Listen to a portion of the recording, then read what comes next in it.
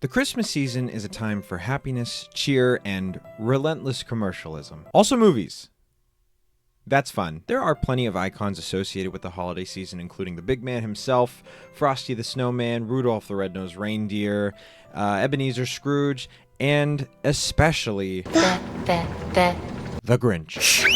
It's impossible to avoid this green Christmas meaning around this time of year, but if you're not familiar, the Grinch is a character created by the renowned children's author Theodore Dr. Seuss Geisel. The Grinch is the star of one of his most iconic stories of all time, How the Grinch Stole Christmas. The book is a critique of the commercialism of Christmas, a phenomenon that remains prevalent in the world at large, but presented whimsically and entertainingly so. The story teaches the values and importance of the holiday season and the people we share it with. The story was published by Random House in 1957, and the rest is history. Of course, for a story where anti-commercialism is at the heart of its tale comes commercialism, this story was understandably packaged and sold in so many different ways. There were several adaptations of this famous story, and it was adapted out the wazoo. Just to run through them really quickly, I have no adaptation that I dislike. I have favorites and preferences, but none of them are necessarily bad. Every adaptation feels like its own spin on the original story with a lot of its own personality to it.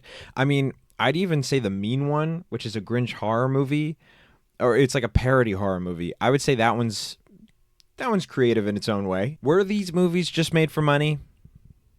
Kinda.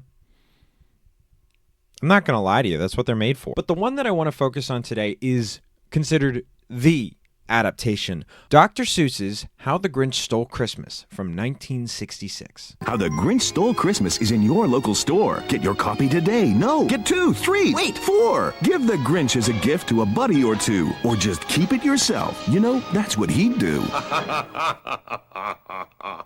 I find that this film is often associated with other Christmas classics like Charlie Brown Christmas, Santa Claus is Coming to Town, Rudolph the Red-Nosed Reindeer, because it should be. It's simply the original story, but beautifully animated into a 36-minute special. Because the book ran up to about 12 minutes, additional scenes were created to extend this adaptation. Directed by Chuck Jones, a legend in early animated films, you might recognize a lot of his work from early Looney Tunes specials. How the Grinch Stole Christmas was produced by the Cat in the Hat Productions in association with the television and animation divisions of Metro-Goldwyn-Mayer Studios, or MGM Studios. It completed production in a year and originally aired in the United States on CBS on December 18, 1966. The special includes the voice of Boris Karloff as the narrator and as the Grinch himself. With this coat and this hat, I look just like Saint Nick. If that name sounds familiar to you, it's because Karloff had played such legendary horror characters as Frankenstein and the Mummy. What you know about these two characters today is thanks to Boris Karloff.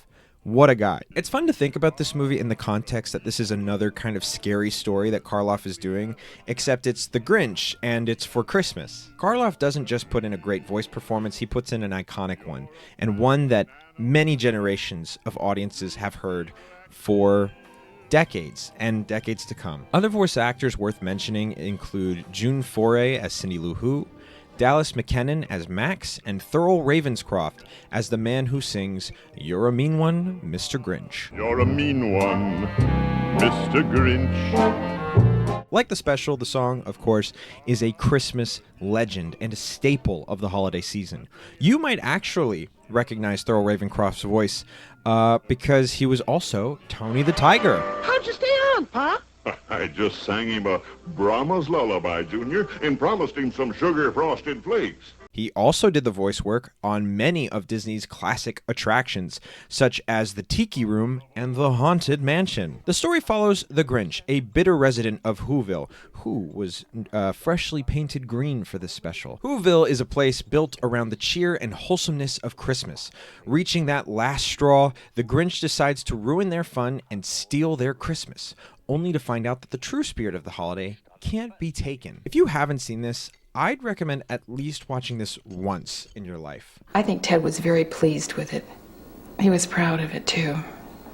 Of course, the world took to the special, and it's become a holiday staple ever since. While many know the rebooted tales of the Grinch probably better than they know the original classic, some might not know that there were a few animated spin-offs of the Grinch around this time of the release. A television special called Halloween is Grinch Night, created by DePatie Freeling Enterprises, aired on ABC in 1977, 11 years after the Christmas special. A later cartoon, The Grinch Grinches The Cat in the Hat, alternatively titled The Cat in the Hat Gets Grinched, aired on ABC in 1982.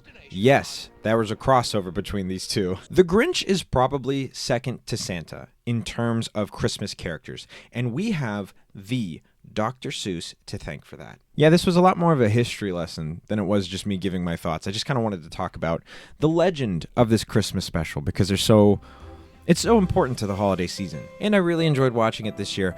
And don't you worry, tomorrow I will be watching Big Mama's House 2. No, I'm going to watch the live action Grinch. It's really good. I really want to watch it again. And it's the 25th anniversary. Technically, it's a month ago. But still, thank you guys so much for watching, and I'll see you tomorrow.